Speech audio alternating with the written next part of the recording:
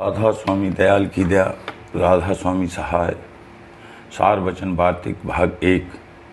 वचन परम पुरुष पुरंधनी कुल मालिक स्वामी जी महाराज। दफा 65। परम पुरुष पुरंधनी स्वामी जी महाराज फरमाते हैं, असली ज्ञान उसका नाम है कि ब्रह्म का दर्शन साक्षात हो जावे। उसका रस ऐसा है कि गृहस्थ आश्रम क्या 7 विलायत की राज पर ठोकर मारता है, पर वह रस मिलना चाहिए। संतों के मत में ब्रह्म नाम ईश्वर के लक्ष्य स्वरूप का है और ये लक्ष्य स्वरूप ही माया सबल है। पर वेदांती ब्रह्म के लक्ष्य स्वरूप को शुद्ध और ईश्वर स्वरूप को बाच और माया सबल कहते हैं। मगर संत जो इन दोनों स्वरूप के परे पहुँचे फरमाते हैं कि ब्रह्म के दोनों स्वरूप यानी वाच और लक्ष्य माया सबल हैं, यानी एक जगह माया प्रकट है और दूसरी जगह यानी लक्ष्य में बहुत बारीक और गुप्त है। दफा 66। अब मालूम होवे कि कुल अवतार दर्जे आला के और योगेश्वर ज्ञानी और जितने की देवता और पैगंबर और अवतार दर्जे अदना के हैं, ईश्वर के लक्ष्य स्वरूप यानी ब्रह्म से ख्वाह उसके बाच स्वरूप से प्रकट हुए। इस सबब से जो कोई कि उसकी बाच स्वरूप के उपासक हैं या उसके लक्ष्य स्वरूप के ज्ञानी हैं, वे सब माया और काल की हद से बाहर नहीं हुए और इसी वजह से जन्म मरण से नहीं बच सकते। दफा 67। संत सतगुरु का मार्ग सबसे ऊंचा है और वह उपासना सच्चे मालिक यानी सत्यपुर स्वामी की जो ब्रह्म और पार ब्रह्म की परे हैं बतलाते हैं, ताकि जीव माया की हद से परे हो जावे।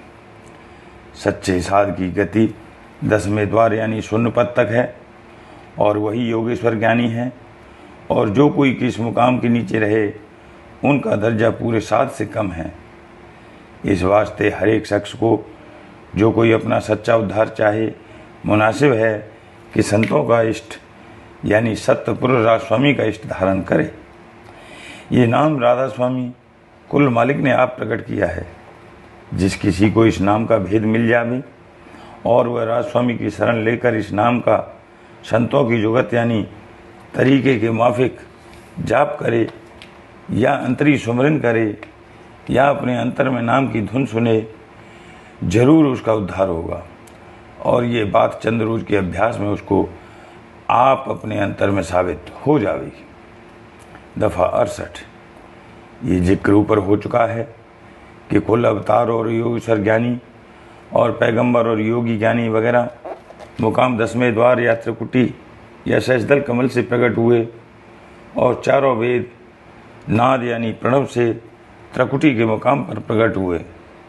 और देवता जैसे ब्रह्मा विष्णु महादेव सहस्दल कमल के नीचे से प्रकट हुए। इस वास्ते इन सब का दर्जा संतों के और सत्पुरुष के दर्जे से नीचा है, यानी संतों की बड़ाई इन सबसे ज़्यादा है। ये सब संतों के अधीन हैं और संत सिर्फ सत्यपुर स्वामी के अधीन हैं।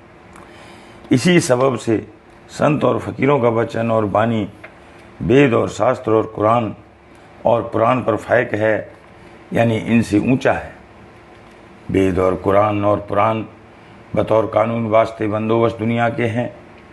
इनमें अव्वल मतलब प्रवृत्ति यानी दुनिया के बंदोबस्त और कयाम यानी ठहराव का है और थोड़ा सा जिक्र निवृत्ति यानी नजात का है। और संतों के वचन में असली मतलब निवृत्ति यानी मोक्ष का जिक्र है। इस वास्ते उनकी वाणी और वचन सब आसमानी किताबों पर फायक हैं और यही बड़ाई संतों की है, क्योंकि वेद और कुल किताबें आसमानी उस स्थान से प्रकट हुई हैं जहाँ से 3 गुण और 5 तत्व पैदा हुए और माया यानी कुदरत ने जहूरा किया। और संतों का वचन उस स्थान से प्रकट हुआ जहाँ माया का नाम व निशान भी नहीं है। इस वास्ते वह सिर्फ निवृत्ति का जिक्र करते हैं और ये निवृत्ति और प्रवृत्ति दोनों का जिक्र करते हैं, बल्कि प्रवृत्ति का जिक्र कसरत से किया है। यानी वेद में 80,000 कर्मकांड के श्लोक हैं, ये प्रवृत्ति है, और 16,000 उपासना कांड और सिर्फ 4,000 निवृत्ति यानी ज्ञान कांड के श्लोक हैं। यही हाल थोड़ा या बहुत कुरान और दूसरी आसमानी किताबों का है कि तबारीख की हालत बहुत वर्णन किए हैं और तरीका, अभ्यास और शिनाख्त मालिक कुल का बहुत कम बयान किया है। खुद श्री कृष्ण महाराज ने अर्जुन से गीता में कहा है कि वेद की हद से जो कि 3 गुण से मिला हुआ है न्यारा हो, यानी उसके ऊपर यानी उसके ऊपर स्थान हासिल कर श्लोक है। त्रैगुण विषया वेदा निस्त्रय गुण्यो भवार्जुन। और ऐसा भी कहा है कि जब तक शख्स वर्णाश्रम के कर्म और धर्म यानी उपासना में फंसा है तब तक वह वेद का दास है, यानी उसको वेद के कहने पर चलना चाहिए।